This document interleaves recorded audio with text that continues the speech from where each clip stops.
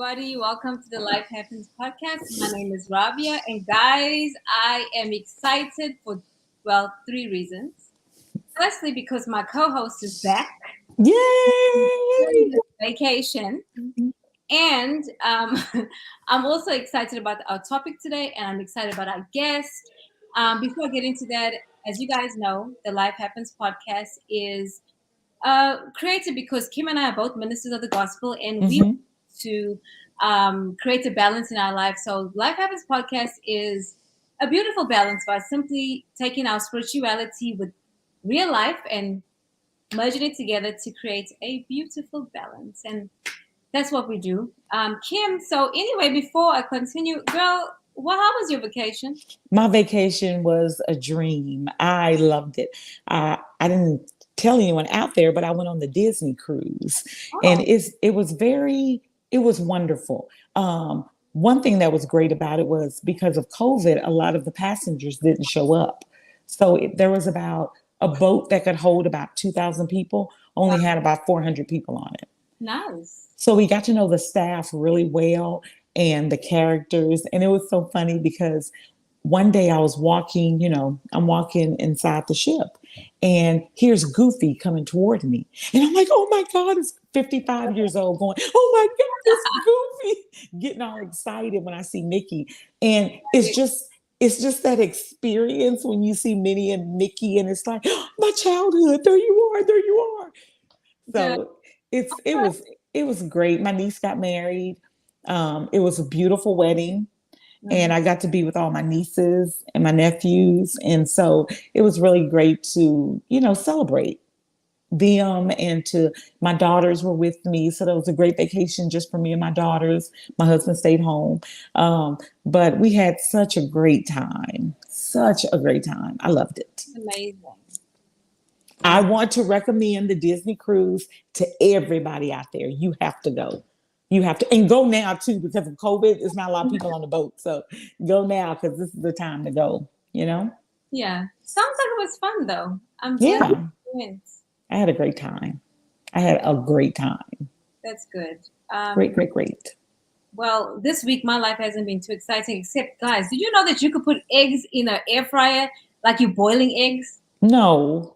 Okay, but I messed that mess up. Okay, so I put the egg, listen, 12 minutes, 400, because I had like a chicken breast in there as well because I was making a salad because I'm eating healthy, no sweets either. Mm-hmm. Anyway, so I put these two eggs in there to make my salad.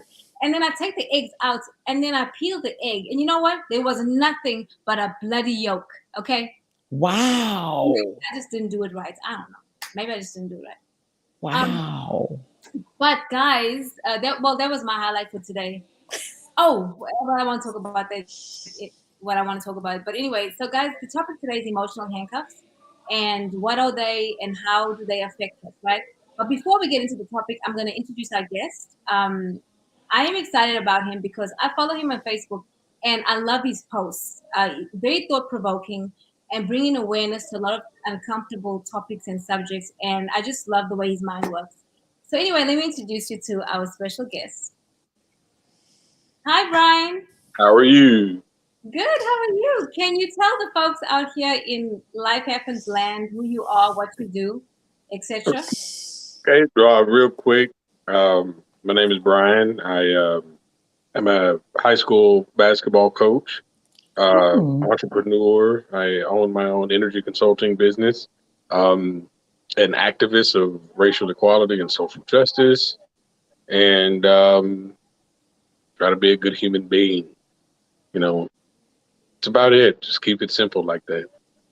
Okay, but can you expand on one thing for me, if you would, please? Can you What's tell them, please, because I think it's so cool. What you're a fan of and what country you love the best. I need people to hear this. that? I have there are four people in history that I admire at most, and one of them, my top one, is Shaka Zulu. So I've been studying Shaka Zulu ever since I was 8 years old, and I'm just immersed with him. The Zulu culture, um, the pride of the people, just everything about it, especially him.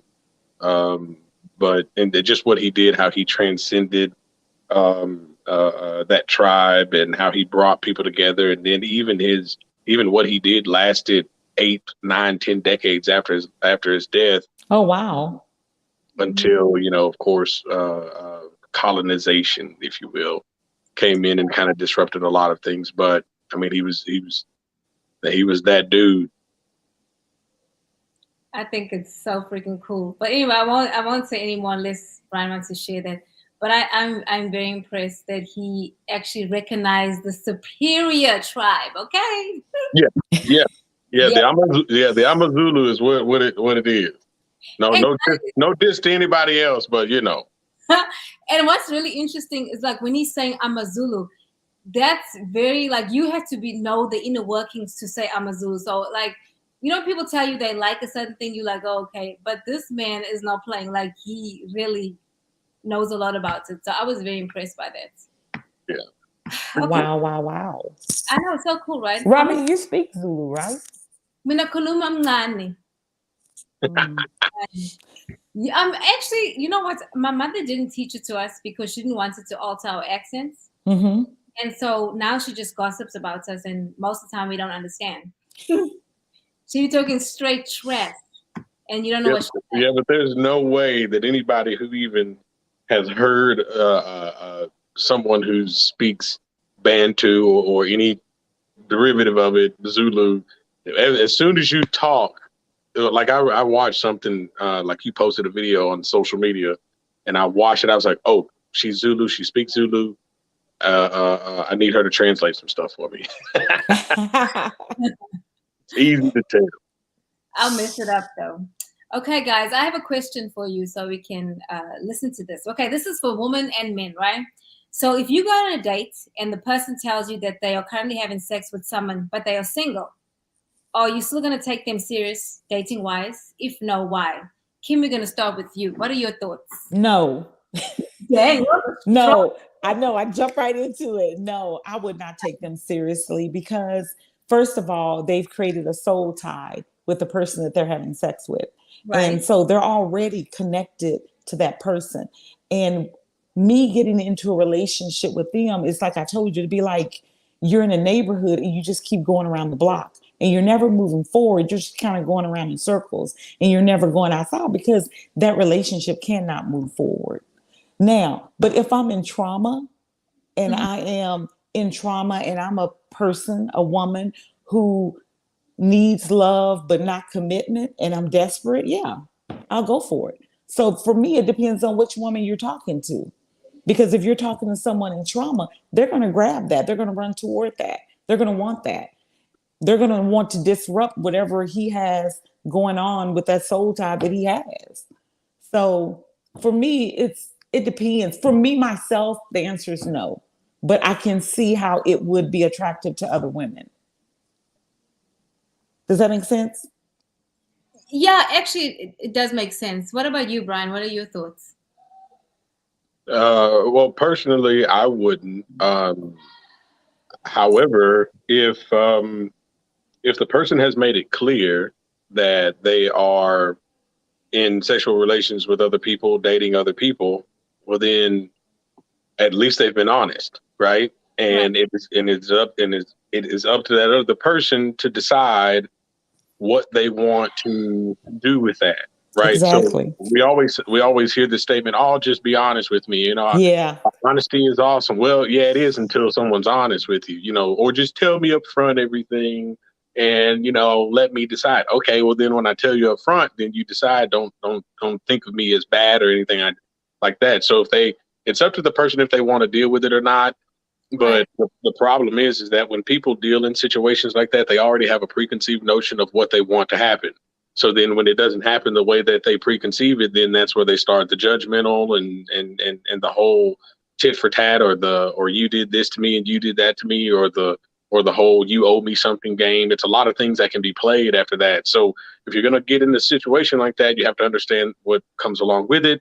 Me personally, I don't date multiple women at a time.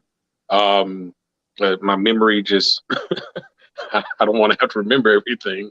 Uh, but yeah, it's not me personally, but people do it.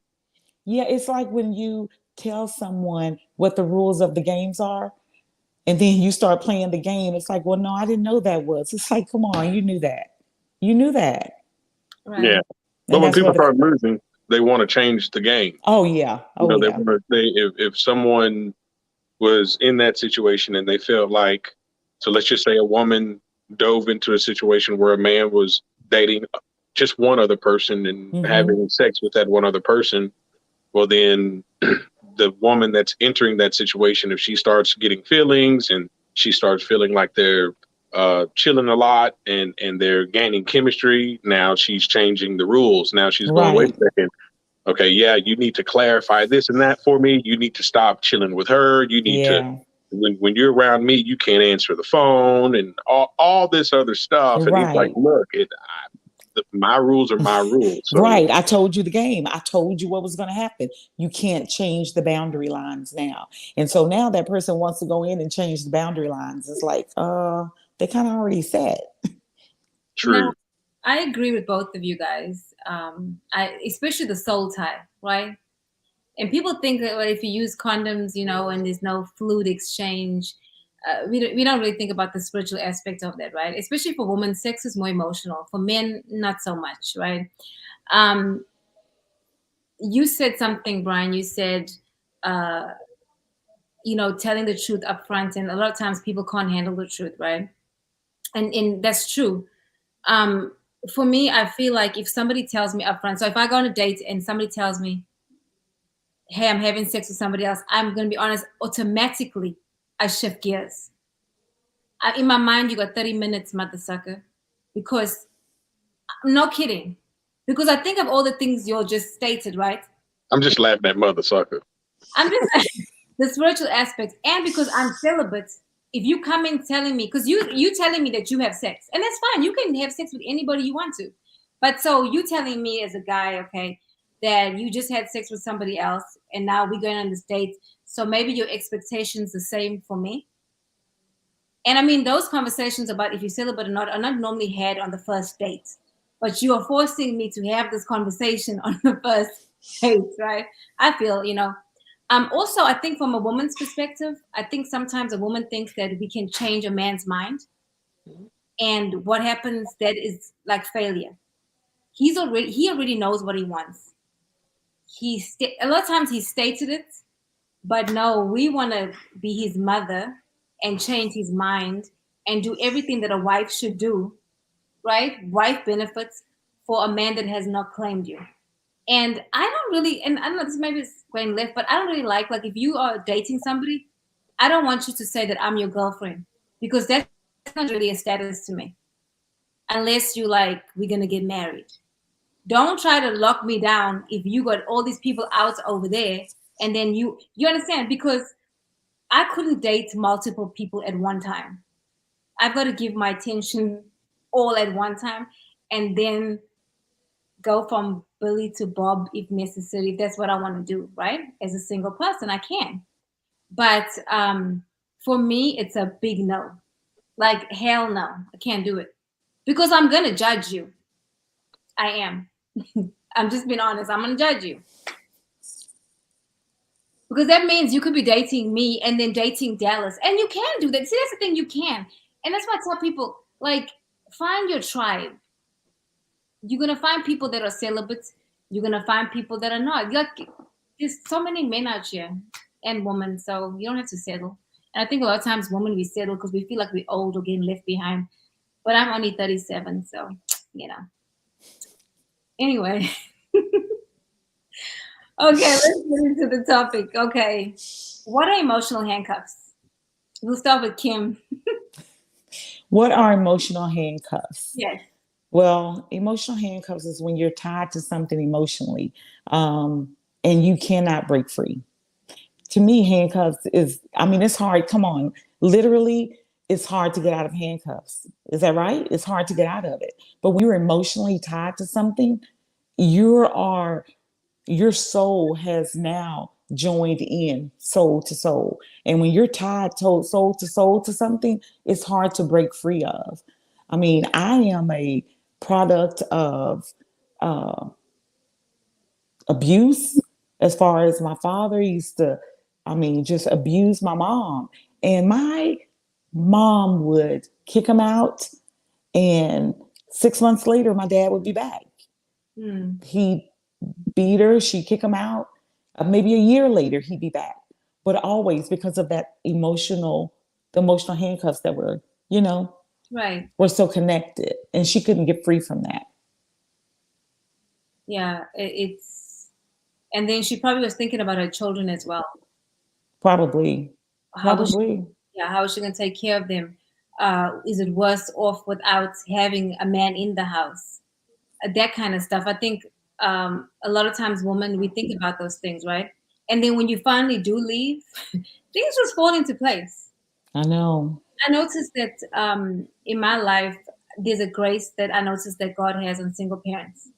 Like things that you couldn't do when you were with somebody, you can do now. And I'm talking about financially. Oh, wow. Wow. Things that you couldn't do before or that you thought wasn't possible, it's possible. And you never, like, I mean, in my experience, I've never went without. Things I'm worried about, I don't worry about. I mean, and then of course, peace is a whole nother thing, right? Because there's no price on peace, so yeah. So Brian, what is emotional handcuffs to you? Okay, I'm just going to piggyback on what Kim said. When it comes to anything that's dealing with emotions, especially with the relationships, Right. um, I'm a very logical person. There's a saying that I learned a long time ago that never let your emotions override your logical thinking because there is a harmonic balance, right? Hmm. Because most command decisions, and this is the I guess the footnote to that saying, most command decisions are compromised by an impulsive emotional response. So a lot of the things that we do in life, and especially in relationships, let our emotions run wild. But talking about handcuffs with that, it's very hard to get out of handcuffs, but it's very, very logical to get out of handcuffs too. Like you could either do one of two things. You can know the trick. Like let's just say you learned a magic trick, which is an illusion, but it's logically like worked out, right? Once you Hmm. know the trick, you can get out of it. Or you can most people when they're in handcuffs, the key's literally right on the table. They just don't want to pick it up and unlock it for Come various reasons. on. Come on. So So That's that's true. that's the logical part of it. And spiritually, as much as God is illogical, he's logical through faith. So Hmm. right. God, we can't logically put him in a box and say, an atheist's number one question is, well, where did God come from? And you can't really explain that logically. God doesn't want to be explained logically at all. Um, However, when you put the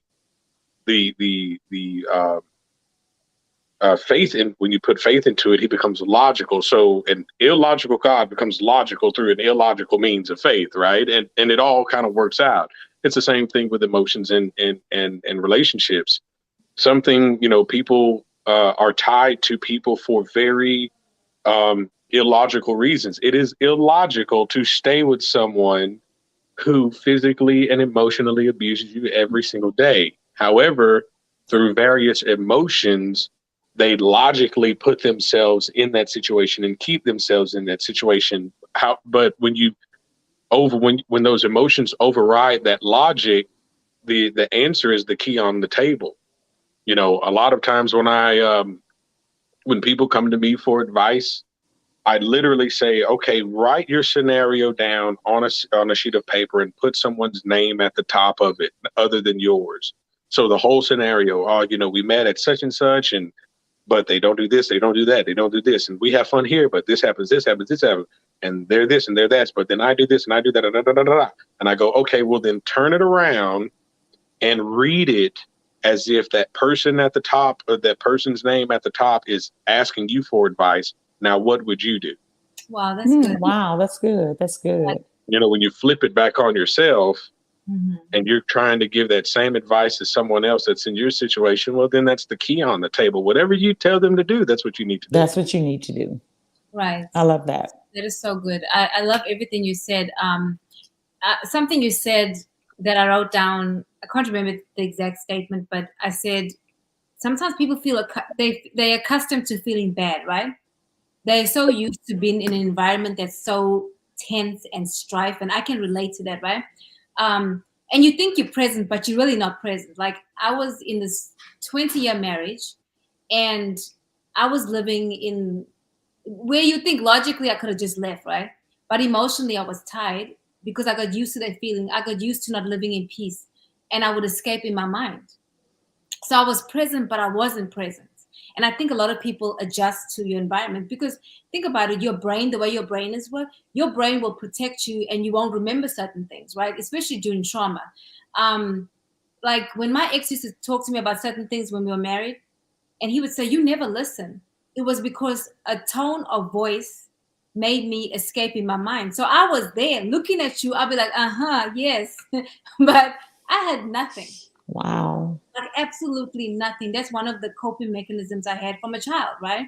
And even now as an adult, like I got to be very, very careful with that because it will take a sense, a tone or whatever that will make me just, I'm there though, but I'll disappear. So I think sometimes we build up this skin or thick skin and we stay in these situations or we stay in these environments and we don't look at how it affects our children. Like people say, oh, divorce affects children. I disagree. Divorce does not affect children. It's the dysfunction in that relationship that affects your children. Um, I know I'm not a man, so I can't do man things with my son, right? But it takes a village to raise a child, and there's ways to bypass these things. You could have friends that help you with your child. You could have family members or whatever. It can be done instead of you staying in that relationship that's abusive, that's creating trauma, that's creating normalcy for your children, thinking that that's the way it's supposed to be. But we do that because we are literally handcuffed, and like you were saying, it takes a key to unlock a handcuff. That is logical, but we are so bound by emotions and then we start to self-abandon. Oh, if I act like this then they will love me and maybe they will change. Maybe if I didn't talk so much. And then the handcuff gets tighter and tighter, and before you know it, you don't even know who the hell you are.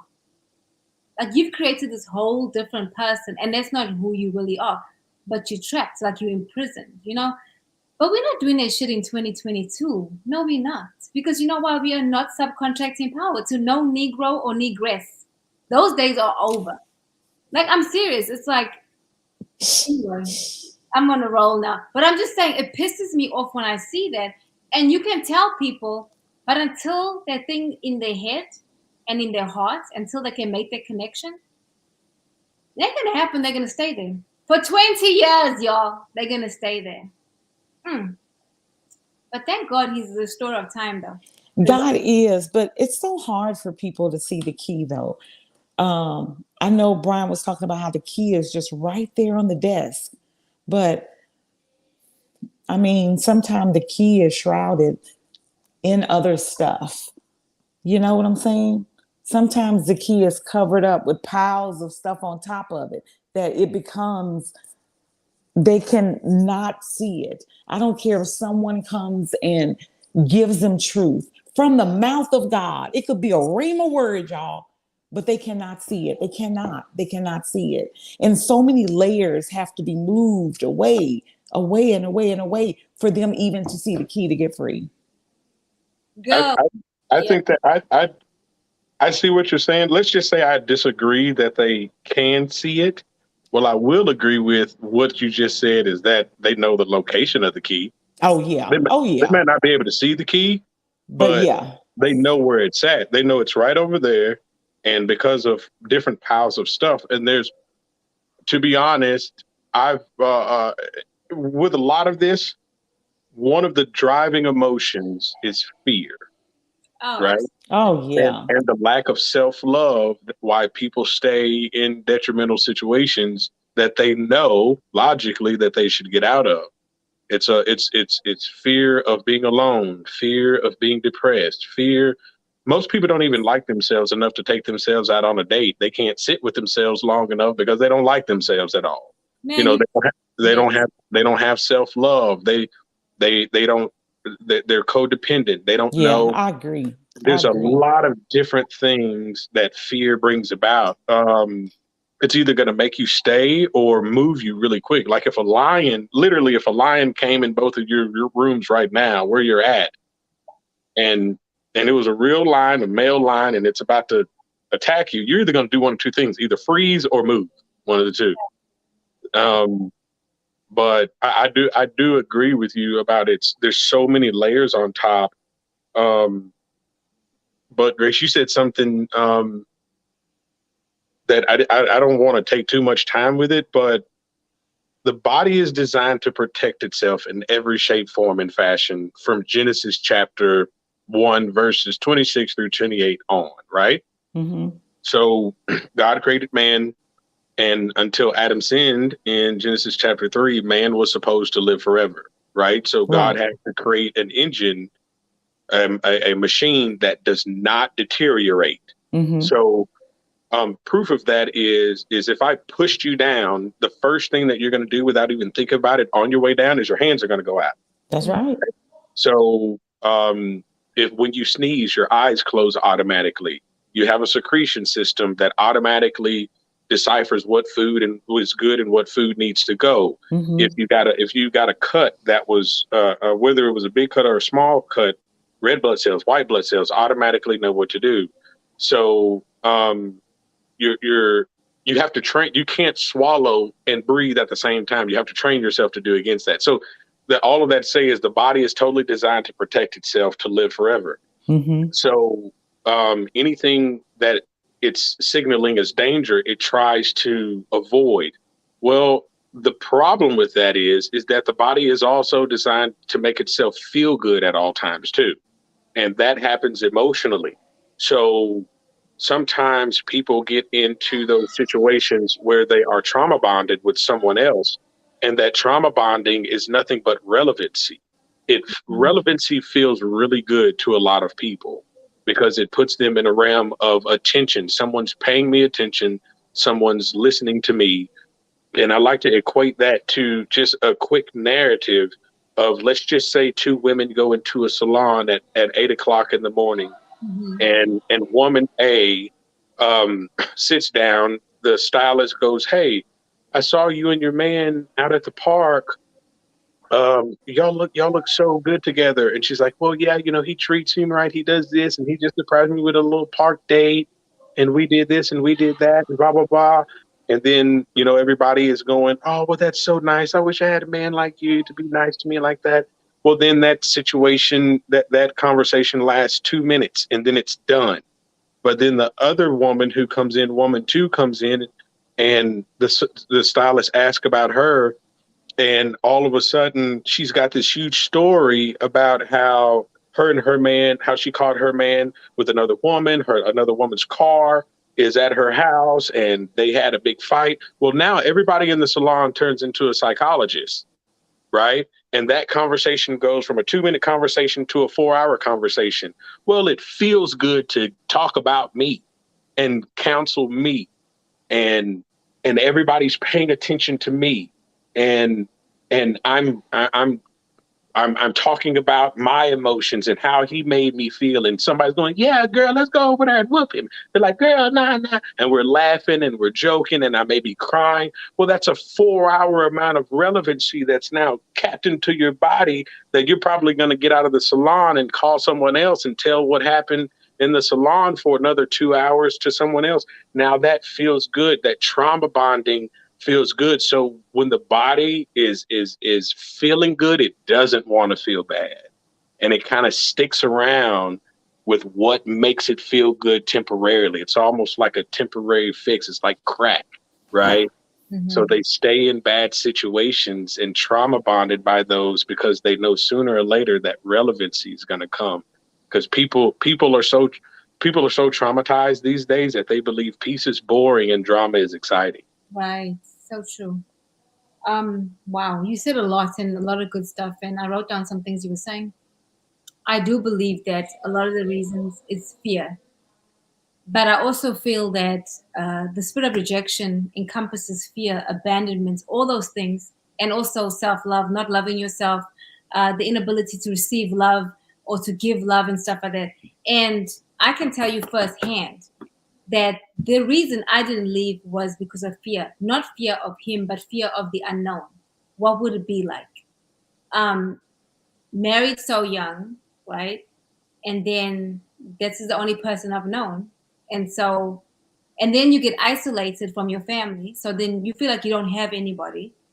So that's why people probably won't leave. Um, and Kim, you said somebody would give a rhema word and a person wouldn't leave. Y'all, let me tell you what happened. I go to this church one day, okay? Oh God. And this man prophesies my divorce.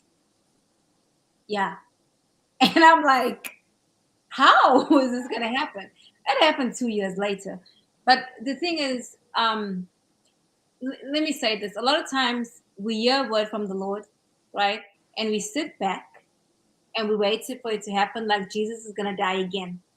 We don't take action. What I should have done was started to get things in place versus when it happened, I just left so dramatically and it impacted the kids, right? Because I was keeping a tight grip on them. I was worried that he would take them and I had to leave in a way that was so dramatic.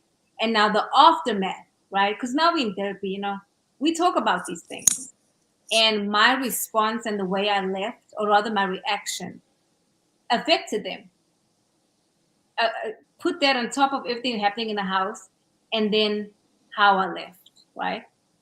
Because when we allow our children to see these things, many things can happen. They may never want to get married. They may think that this is normal, right? This behavior is fine. I mean, I grew up, for them saying, oh, it was never peaceful in our house. This is normal. So what they tend to do is gravitate towards people that maybe remind them because they're used to that feeling. And one of the things that I had to do, I told myself very early on after my divorce that I was going to heal because I was attracting the same type of man, right? And I had to look at myself and say, okay, not what's wrong with dude, what's wrong with me? Check yourself first. Me that I'm still drawn to that. Let me tell you something, guys. I have this check in me now. If I meet somebody and I feel anxious, I'll cut your ass off. Because if I'm feeling anxious from jump, something's off. It's like that gut instinct, something's off. And people say, well, maybe you've been too quick to judge. Now I've been in this life long enough to know. And then after a while, you can watch the person from a distance, and you're like, I'm so glad I didn't partake in that because that's crazy. But anyway, you said so much that I want to talk about, Brian. So much good stuff, and then you were quoting the script. I was like, sir, can you just please? Just like, yes. But you just said something that was key. You said self-check. Kim was like doing this before you even said it, because to be honest, and this is where I give people a lot of grace. God said, "What happened?" And Adam went, "The woman, you." Oh, so there's no one else to blame. Okay, what y'all did that affected me, that's where self-accountability went right out the window. What would have happened if Adam just would have went, you know what? It's my fault. I didn't explain to her all the details and the right thing to do and not to do. She got isolated. I wasn't there, and I could have stopped it. But if I was there, I would have stopped it. And it was my fault, even though she did something. The sin didn't start when Eve ate of the fruit. It started when I ate of the fruit. So I could have actually stopped this whole thing. I didn't, and I'm sorry.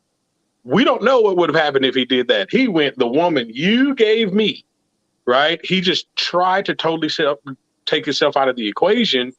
And he had a very huge lack of self-accountability in that one verse. And humans are very bad at being accountable of their own actions and self-checking and doing that personal inventory of themselves.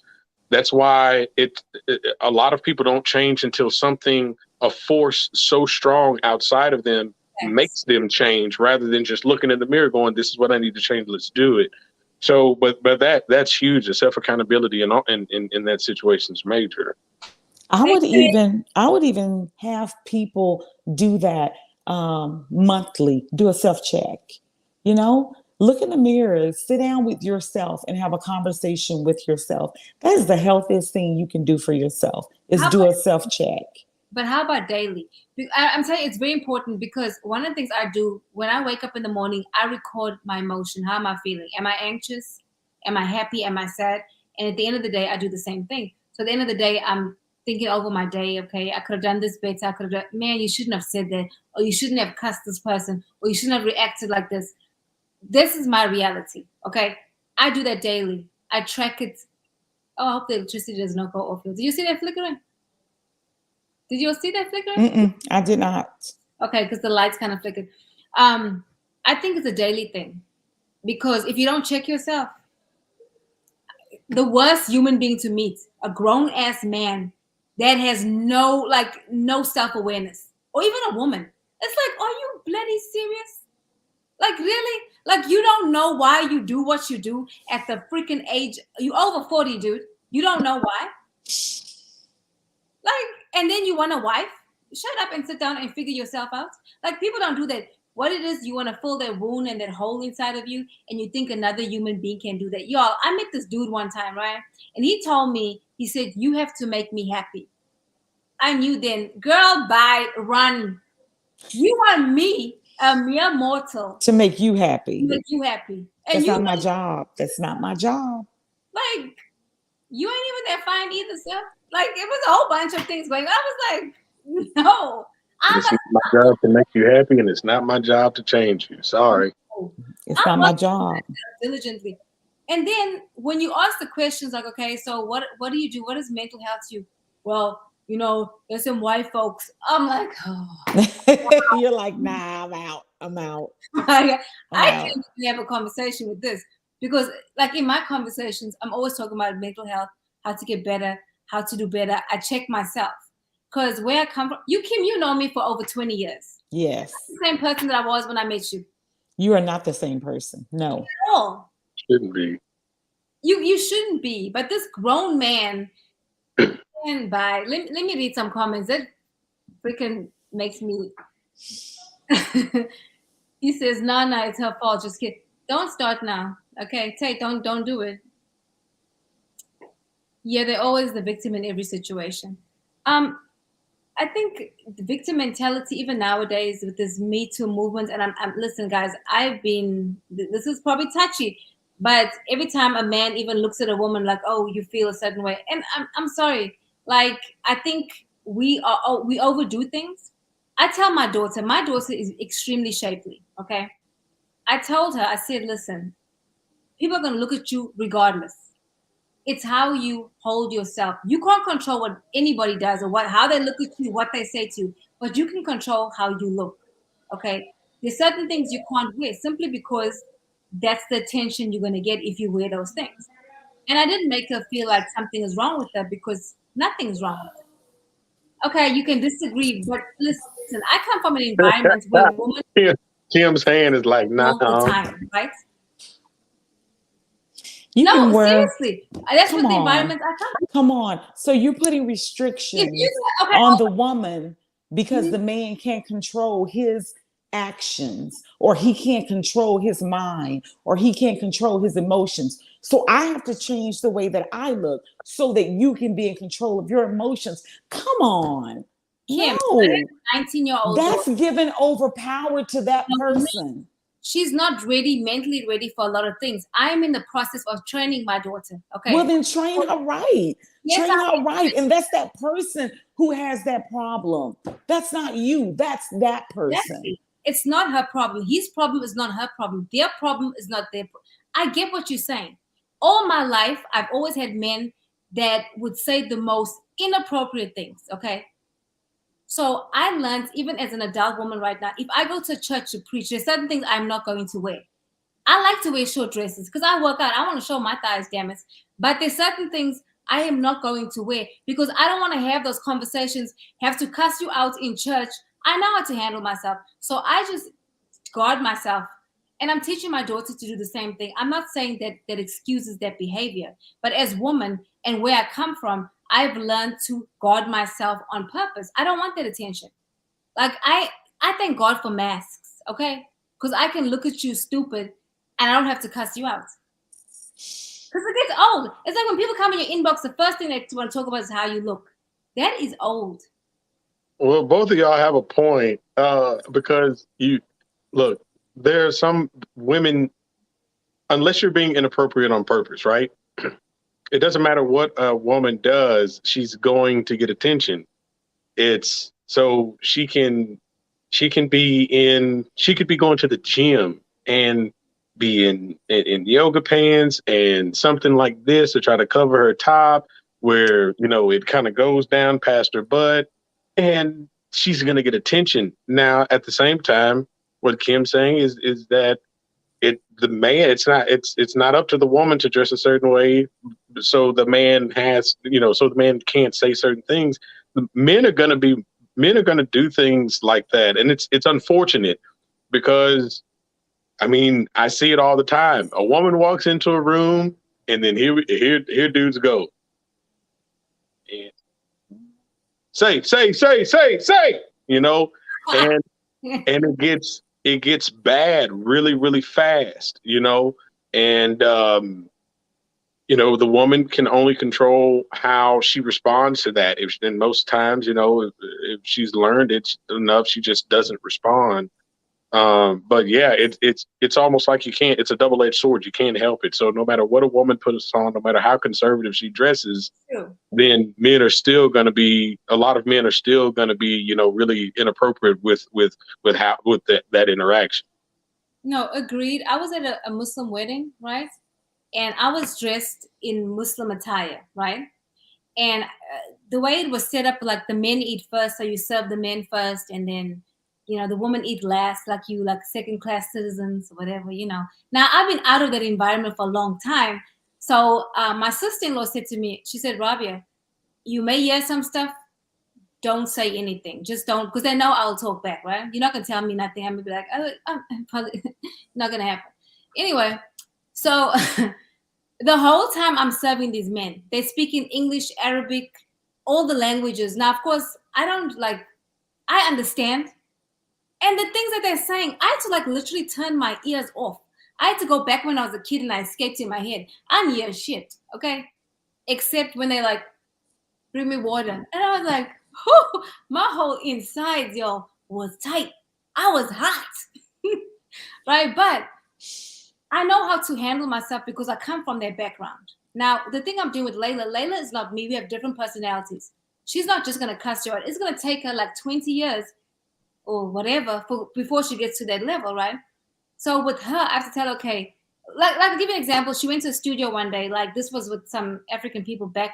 And I told her, I said, baby, it's not you. You just have to make sure, because I really know the culture. And if you try my child, I'm going to be upset. I'm going to go left, right? So, Kim, but to your point, I understand what you're saying. You can't control other people's behavior. You're right.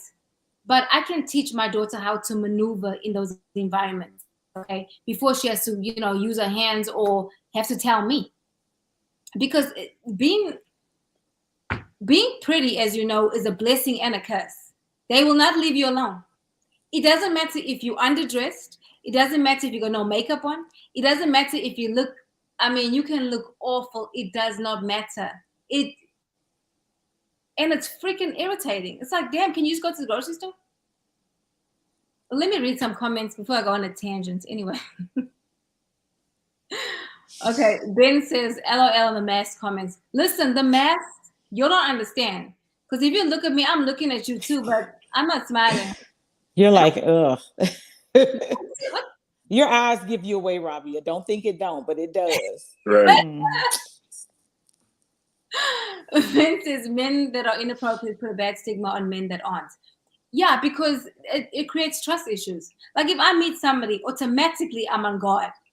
I am automatically. And that's one of the reasons why I said some, or I should have said if I didn't to that comment, because I said that men like to be inappropriate. Well, some men or even a lot of men. I'm not one of those inappropriate men, but to his comment, I want to clarify that I didn't mean all, because I'm one of those people who don't. If I see an attractive woman, I'm not inappropriate to her. I don't disrespect her. I don't say, "Hey, little mama," or cat call her, or try to hit on the butt. I don't do those things. So yeah, not all men. I understand that. And one of the things I guard myself, and I do this diligently. If a man comes in my inbox asking for prayer, I have a pastor's number. We have an agreement. I'm like, Pastor, if someone comes to my inbox, can I give him your number? He's like, yes, give him. And most times they're not freaking serious. They don't really want prayer. Because what they think, if someone asks for prayer, like, oh my gosh, I don't do that. No. Especially if you're a man, I'm not gonna do that. Yeah. Well, they're just trying to find a common ground to open up conversation, and some men try to use common ground that they think, or try to use something that they think that you are into. So a lot of times when you post, so let's just say you went skiing all the time, and that's what you love to do, and that's all you posted about. And a guy wanted to try to interact with you, and he's never been skiing before. He might send you a picture of some skis. He's like, "Hey, what do you think about these skis?" Yeah, exactly. And when I go, I might go to Colorado next week, and I want to see if these skis are good skis. That's called game, Brian. That's called game. It's how you come into the inbox. Okay, it's how you present yourself. Right. That's important. Now, how you present yourself, then you ask me for prayer. I'm still going to redirect you, because by then I already know. But a couple of messages, I'm like, nah. And then I will go to your page. Okay, especially if I don't know, I'm gonna go to your page. Let me read your page. Let's see what you're posting. Right. See if it's consistent. If you solid, let me see if you're for real. But I'm probably not, unless the Holy Spirit says to me, pray for this man, and shows me something. Yes, because you can get really inundated with prayer requests, because I get them a lot, and some people are like, nah, not you, not you, not you. Okay, maybe you, but for the most part, I don't believe in men and women mentoring either. So I just don't. That's a trap. I believe in discernment and checking with Holy Spirit first. When you said that you check with Holy Spirit, yes, we should all do that. Yeah, absolutely. Can women out there do that before they date a dude? Can they can they do that? Yeah, they should be doing that. What is Holy Spirit saying? I had a girl who she was about to get married. It was her bridal shower, and she was so excited. And then her mom is like, I saw a hole in his shirt. I think something's off spiritually. So she checked with them, and the guy had a problem with pornography. She had no idea. None. The whole 3 years they've been dating. How did she not know? She didn't know. They were dating. He hid it very well. They weren't sexually involved. So she didn't know. She thought he was celibate like her. I mean, we both celibate, I think that there are red flags given off. It may be the most littlest thing, but I don't think we pay attention to that, though. And we should. I don't think so either. Let's talk about that. Why don't we look at the little things? Euphoria. Yeah. That is so. Let's go back to the feeling good. When the body feels good, it wants more of what makes it feels good. And one thing about first meeting someone, dating someone, is for whatever reasons.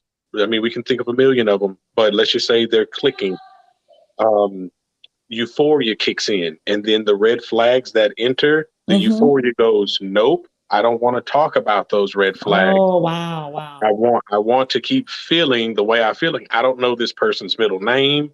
I don't know what they like to do. All of our conversations have little to no substance to it.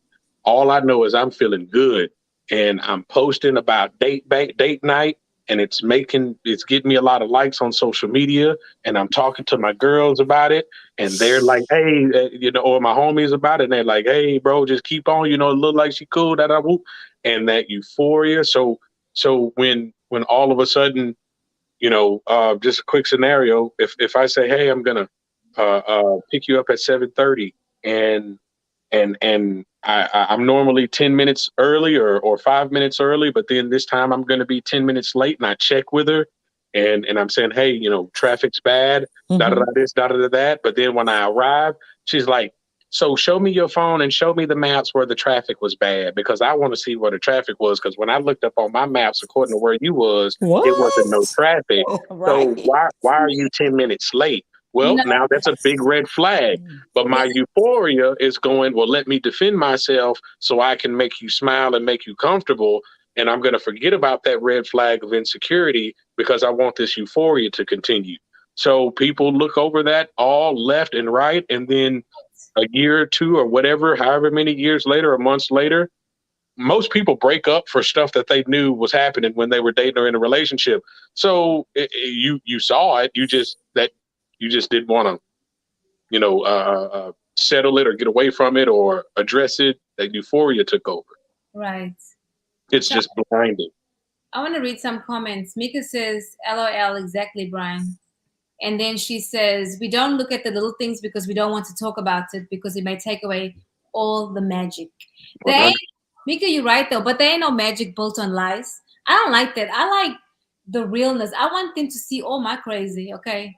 and I I mean, want you have to see your all the crazy. and for me, I think it's important if the person knows how to pray, right? Yeah. Because I always think, gosh, what I come from, right, my background, you don't need to know how to pray. I mean, I can pray for the both of us because that's my gifting, right? But it'd be nice sometimes, and you know this, Kim, being in ministry, like sometimes you wish somebody would just call you and pray for you because Yeah. you praying and you prophesying to somebody else, and it's like it's nice when somebody does that to you. Like the other day, remember when we were praying Mm-hmm. when you were talking about soul ties and all that? I'm like, oh my gosh, I love that, and I'm glad for friends like you that you have the ability to do that, Um, but yeah, you're right, Brian. That euphoria. But someone like me, my mind, y'all, I ain't gonna lie, my mind works all the time. So let me tell you how this works, right? Let me give you a little insight. So I'll go through the euphoria, but then my mind starts processing the small things, and I'll break that shit down into small, and I'll be like, man, I don't really like this. And then I put it in the space in my mind. And I say, okay, watch for that. Pay attention to that. And last week we talked about when you haven't seen somebody angry or you haven't seen them frustrated, and finally you see them frustrated. If you were actually struggling with that person, when you see them in their place of frustration or anger or whatever, it'll make you realize, like, hey, girl, this may not be a good fit. I know. Like in this age of 37, I'm not fist fighting anymore. But now, if I get with this person, I may go backwards, right? Because he makes me feel good, but then when he got angry, he pressed buttons. He did things that make me act like I used to act. And I think sometimes that takes the scales off. I think that we in this microwave generation where we want to rush everything, rush marriage, rush Everything. this. And I think if we slow down, God will take you out of situations and reveal to you things that are not for you. Because if you think about it, a lot of us are like the children of Israel. We suffer. It's like God will say no, or He'll say, that's not my best for you. But you were like, Lord, I really want that. I like that a lot. And then that will come with suffering. But we don't think about it in the moment because, like Brian said, the euphoria. We Yeah. like We like the feeling. how We He makes you love the feel, how He talks, feeling. how He tells, how He spoils you. Right. All this shit that don't matter. It's like, how does he treat his mother? How is he with his children? If he doesn't have Exactly. children, Yeah. all these things. Like, I'm sorry, but when you over 40, baby, those mistakes that people make in their 20s, you can't do that shit no more. Like, you Mhm. like, Mm-mm. Yeah, it you was, were right, because you said people rush, and then you start explaining all of the superficial reasons why they do. Because there's when you rush, you skip over the substance, yeah, and since people are inherently selfish in the first place, one of the examples that you said was, well, I want to feel this way. I want to tag this person as my girlfriend or boyfriend. I want the ring. I want the engagement photos. I want this. I want that.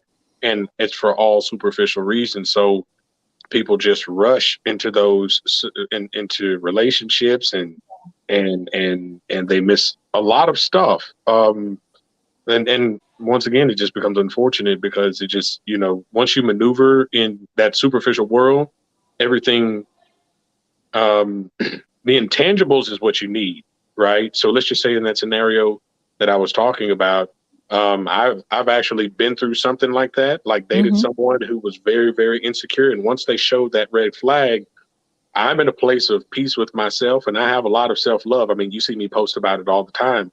Mhm. So what I'm not going to do is I'm not going to walk on eggshells for anybody else's satisfaction, because there's one thing I can't defeat is your imagination. So if you want to imagine that I'm 10 minutes late because I'm over here kissing three girls on the highway before I pick you up, I can't defeat that imagination. And I'm not about to sit around and defend myself and prove myself when I haven't done anything wrong in the first place. So Right. me, so in the situation like that, I literally told the person, I said, what you're not going to do is disrupt my peace. So we ain't going to be able to work with this, because that insecurity branches off into a whole bunch of other Oh stuff. my goodness. Oh my It's, goodness. yeah, it's not just one It's not insecurity. just one. It's just Yeah, not one insecurity, baby. yeah, It's like you That's said, a it's a whole, whole forest. I mean, Okay. yep. And I'm not about to deal with that forest if you haven't dealt with it yourself, because if it's going to come out like that, then you have to work that out by yourself. I can't change you. And something that Rabia said, like I wanted a lot of people when they meet, they talk about all the good about each other. Like I want to tell you all the things that are good about me, because if I'm interested in you, I don't want to tell you anything bad that would make you uninterested in me.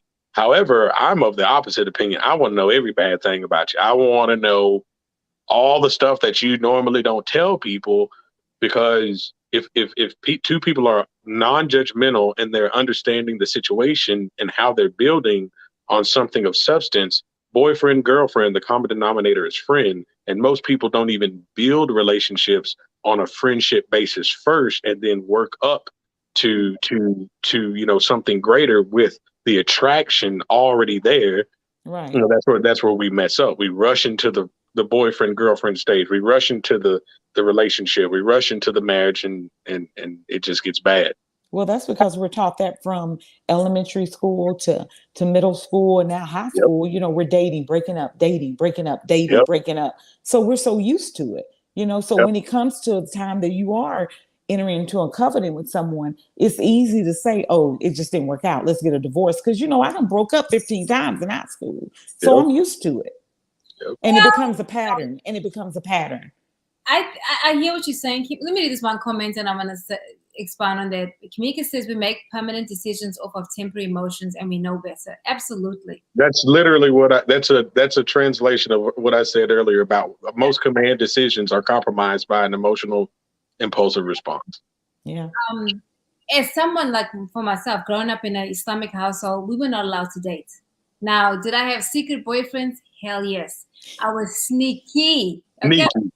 Sneaky. Look at your eyes right now. They look sneaky. But I was a teen. I wasn't having sex though, but I was kissing everybody, right? But I was a teenager.